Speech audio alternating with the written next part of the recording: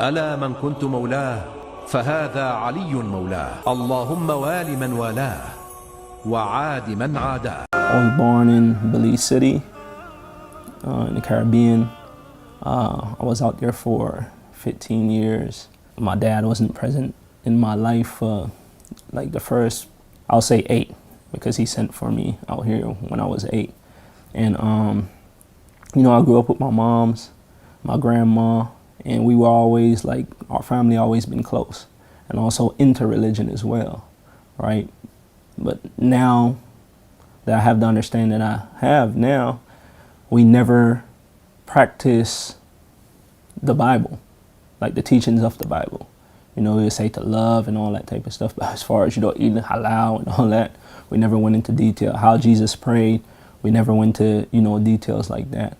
But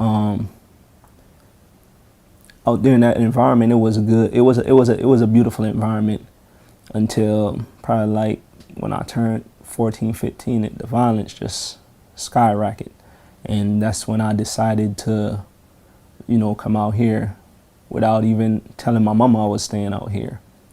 I got out here in December 2007. And, you know, when I got out here, I already told my dad that I was finna stay, but I never told my mom. So when I got out here, that's when I broke the story down to her, like, Mama, I'm not going back out there. Like, this is what's going on. And she didn't like it.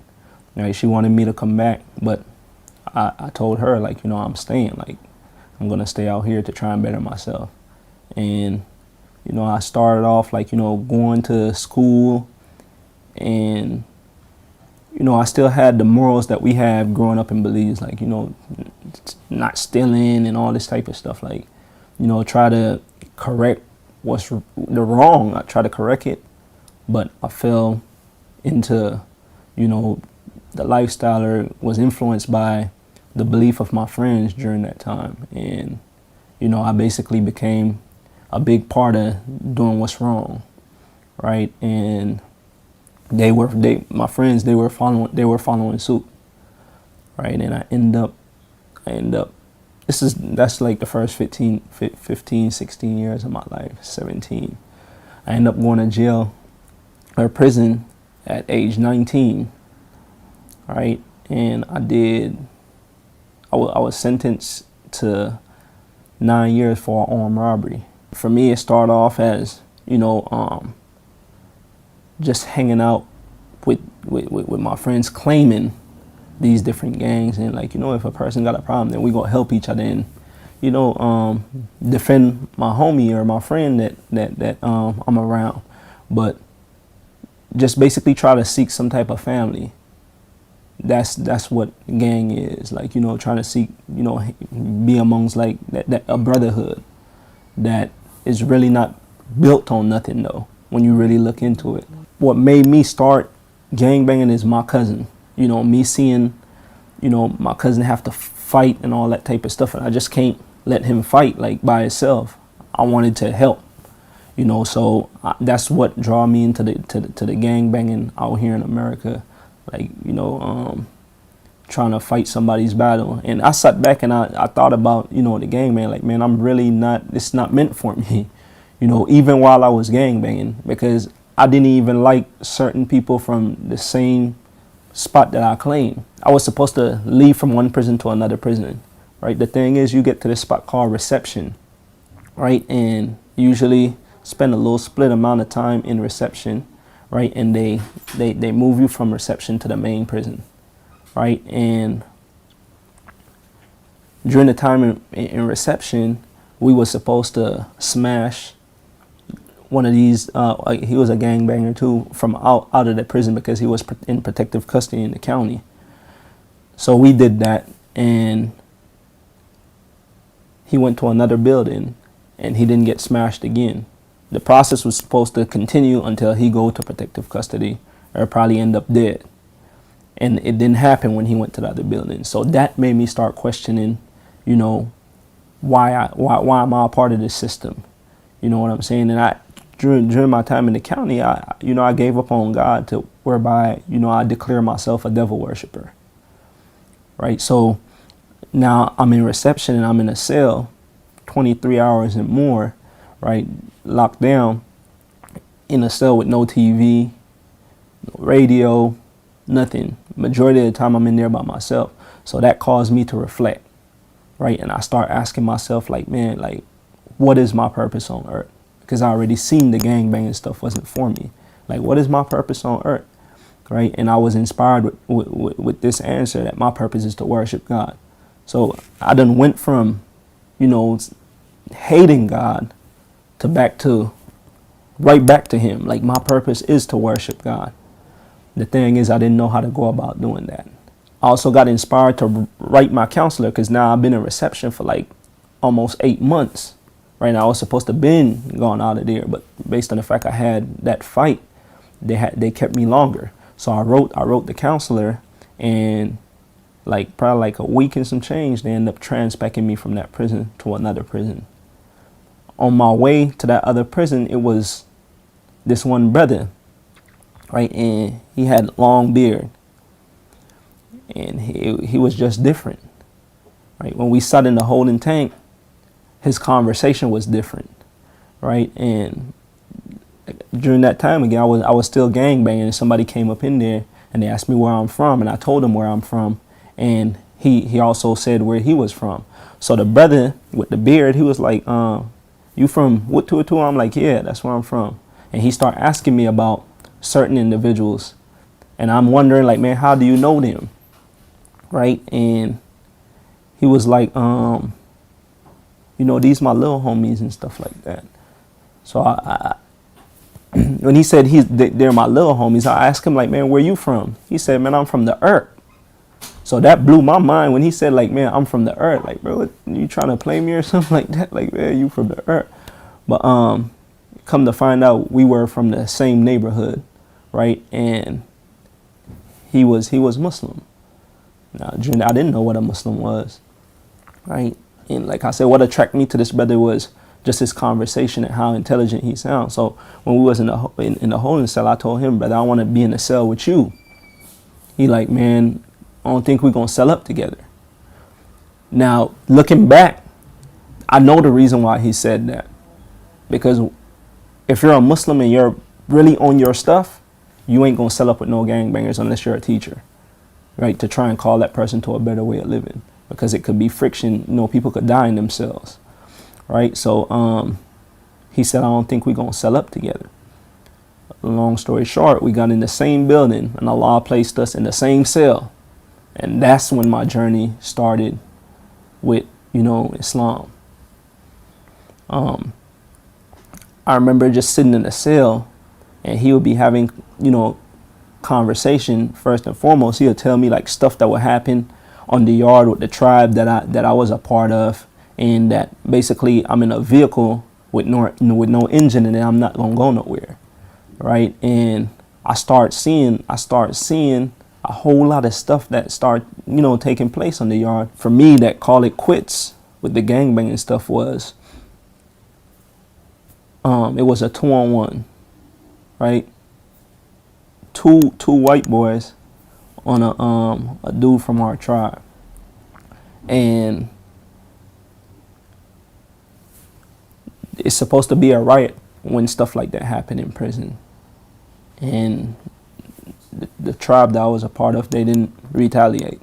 And my cellie told me, like, man, look, it's a gang of drugs on this yard, phones. They don't want to lose that. So he said, I can guarantee you that it ain't gonna be no riot for that. And I told him, like, brother, if we don't have a riot, I quit, right? And we didn't have a riot. We didn't. I didn't declare to him that I quit right then and there. But I remember one day we went to Ta'aleem and I'm over there just listening, and the door came in. So I'm sitting there and one of the brothers like, man, get in the ranks and pray. Get your blessings. So I'm like, all right. I got in the ranks, and you know, after I finished making that prayer, brother, I went and told the brother, like, brother, I want to be Muslim. I'm done. So he already knew how I was. So he was like, brother, are you sure? Like, you sure?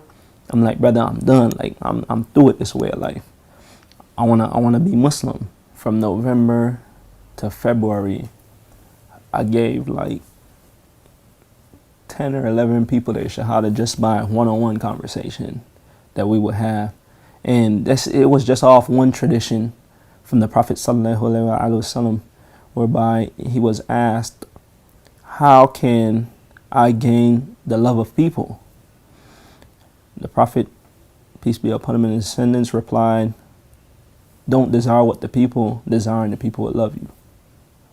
And he was asked, how can I gain the love of Allah? And the Prophet sallallahu alaihi wasallam replied, don't desire this world, and Allah will love you. So I look at that tradition and see what the people desire in that environment. And it was food. You don't have too much stuff in prison, you know. So, you know, you might have you being a part of a gang or whatever, because it's separated in there. And people might want, like, oh, can I get some soups and stuff? And might be hard. Soup only costs $0.25. And people be acting stingy with that. So just by me giving up that material stuff, I built a relationship with people, and it made it easier for me to give them Islam. Right. So that's what I use. That's what I use to, you know, call people to this way of life, the material stuff. I was sent to High Desert State Prison. Right. When I got to High Desert State Prison, again, I thought I had information. It was a lot of stuff, dudes that was in positions. Brothers didn't know how to do wudu or nothing. It was one Shia brother. It was one Shia brother on that yard. One Shia brother. And he was prostrating on earth. He was in a wheelchair. He was prostrating on earth. And he was like, when he seen me, he like, brother, I know you on your, this during the month of Ramadan. Right? He like, man, I know you on your stuff, brother. He like, man, don't get caught up in what's going on right now, you know, dealing with these dudes on the yard, because it's bad. Right? And he is like, man, you're a good Sunni brother. I'm like, brother, I'm not Sunni. But I don't follow no method. So he started laughing. He was like, man, we talked about a little bit about the history and who was supposed to be the Caliph after the Prophet sallallahu alaihi wasallam, right? And he told me his opinion. I told him my opinion. And he slid me a book. The Straight Path, right? I got that book right now. It's in the car, right? But he slid me that book, and brother, when I read that book, and it was coming from the books that I've read, like the Sahih, the 6 Sahih books that I've read, it blew my mind. Because I'm like, man, how did I miss this? How did I miss this information right here? So now I want more. He slid me another book. Right? I forgot what that was called. Right? Then he was about to leave that prison. He was about to go to Lancaster State Prison. So he had a bag of books, and he was like, look, brother, I'm gonna leave these books with you, right? And you disperse it in the chapel, you know, so brothers could have the information. For me, knowing that I didn't follow that during that time, I didn't follow no method, right? For me, I'm like, man, I'm not about to give this books to the chapel. I told him, like, brother, they ain't gonna listen to this right here. You know, I'm about to read all these books, brother. I'm gonna keep them. I'm gonna read all of them. And that was my transition into Shia Islam. I start seeing the truth right there. And this is after I done told my celly up in there that I'm not Sunni nor Shia. But I start studying, like, as soon as I get up, brother, as soon as I open my eyes, I'm in a book, right? And I was already declaring myself, I'm a Shia. I'm telling my celly, brother, like, I'm a Shia, brother. Like, I'm a Shia. So when I left that prison, I ended up transpecting. I only stayed there for 8 months. I ended up transpecting. And I was making dua to Allah that I go back to the same prison that I started out, the same prison I took my shahada at, because I knew that the chaplain up there, he was Shia. Then I knew the brothers up there that you know, they were outstanding, brother, like they were Shias. And I wanted to get around those brothers. So when I got back, you know, Allah placed me back to that prison. It was only one brother that was up there prior. Right. And This was the brother who had life without the possibility of parole that was coming to the cell. So I'm like, look, brother, I'm like, I'm ready. He like, what you mean? Because he's Jamaican. What you mean, Aki? I'm like, man, look, brother, slide me the books. I need to study, brother. Because, you know, brothers, Shia brothers, they don't be sliding out their books like that. Because they already know how brothers is when it comes down to that information in that environment. They really, really hate Shias. You know what I'm saying? Just based on, not by investigating, just by stuff that they hear. Right? So they don't go study for themselves. So they already have that animosity when they hear Shias or see the name Ali. It's like it's a problem. Right? So I'm like, brother, I need to study. Just slide me the book. Right? He slid me the essence of the Quran. And he slid me Peshawar Nights. Peshawar Nights, it did it. You know, because again, I'm reading this book, brother, and it's coming from the majority of the sources in that book is from, you know, they are Sahih, Bukhari, Muslim, and books that I'm familiar with. And the arguments is strong. The thing is, a person just look past it and not really ponder on what's being said. Like, for instance, the Hadith Taqlain, right? The two weighty things that I left the Quran behind and Mahul Bayt. But that's serious. You can't, the Quran and the Ahlul Bayt side by side, brother. You know, you can't practice Islam without following this right here. You know what I'm saying? So, again, it caused me to dig and it opened up my eyes. And one of the brothers, my celly during that time, he came up under a Shia brother, but he wasn't Shia. He like, man, I'm cool with that. I'm cool off that stuff. But as he seen me changing everything, wudu, prayer, everything, like that fast, like real quick, he like, brother, I'm like, yeah, brother, it's serious. I got to reform everything, right? I'm like, man, you could want to be playing because you studying the same thing that I'm studying and you seeing it. Brother, he ended up becoming Shia in the cell. Right then, but a lot of the brothers, they had thought that I was Sunni, and they had liked my energy, right? So they want me to teach and stuff like that. So I'm already transitioning with them having this mind state because the majority of brothers up there is Sunni, and they basically have the community up there, right? So I'm changing my mind state with them believing that, okay, I'm Sunni. And brother, by the leave of Allah, we made a huge transition out of that prison. Like, that was the best prison that I've been a part of, brother, because, you know, like everybody that was coming to my cell by the leave of Allah, they were embracing the household, right? They were embracing the household, and, you know, brothers would let me teach and stuff like that. So for me, I'm not about to hide the truth. You know what I'm saying? Like, I'm a strive to deliver it in a beautiful way. You know what I'm saying? Like the Quran said, to call people to Islam with beautiful speech, like, you know, beautiful teaching. So I just delivered a message in a way that, you know, the people will understand it and don't feel offensive. But again, I strive to build a relationship with each one of my brothers. So when I put this information out there, it's not hurtful or you take it offensive. It caused me to be more militant. You know, it had like a stern mind state. Like, you know, now I understand the truth, and brother, I know that I have to basically strive to transform my environment, brother, right, and put this information out there and make this environment a safer place for me and my family, right? So, you know, it give me the energy to, you know, want to struggle hard. You know what I'm saying? Go all out, right? Because this was how, you know, the imams were. They went all out. So I'm striving to, you know, follow in their footsteps. So it makes me want to go all out, right? Also, I know the threat that it causes, because, you know, you really exposing falsehood by following this path, you know, even amongst your Muslim brothers, right? It ain't like, brother, I'm trying to down talk you or trying to challenge you or anything like that, brother, but brother, this is the truth, and you know it, and it's in your books. You know what I'm saying? So some people, they don't like hearing that, right? They don't like hearing that.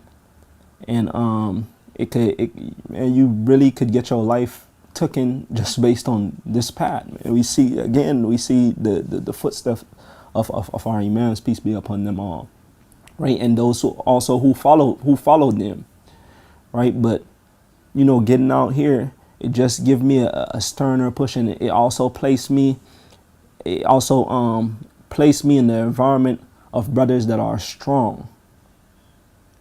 You know what I'm saying? Like brothers that really striving to change or reform society, right? And that's what I want to be a part of, right? It makes sense, and it sit with me, and I feel like, this is the truth, brother. It ain't no ifs, ands, buts, right? You no matter what, when Allah said to, go out there in the world and, go investigate, you're going to come back right here. And that's how I feel about Shia Islam. You could go investigate any ideology, any concept, right? And you're going to see that this right here is the truth by the leave of Allah.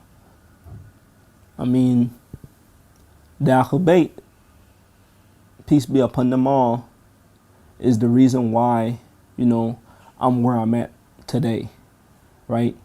It means my whole existence. The Ahlul means my whole existence to me, brother, because they are connected with Allah, and the only way I'll be connected with Allah is through them, through the Prophet and his household, right? That's the ultimate truth, right? So that means the world to me, right? And how they help me out here in this environment, brother, just looking at their struggle, brother, I always have to remember that our leaders been through worse than what we're going through right now in this society, right? And it also caused me to strive towards, being more patient, while holding on to the rope of Allah. Now, being patient doesn't mean to just, just let injustice happen. I could be patient by fighting against injustice, whether it's, verbally, holding in my heart, right? If I have to go out there on the battlefield when it's permissible, but then go out there and get it popping. But, it helped me understand, following this path helped me understand life more. You know what I'm saying? Just studying and understand what they've been through. It gives me a deeper understanding on life right now, right? And again, it means everything to me. This means for my existence.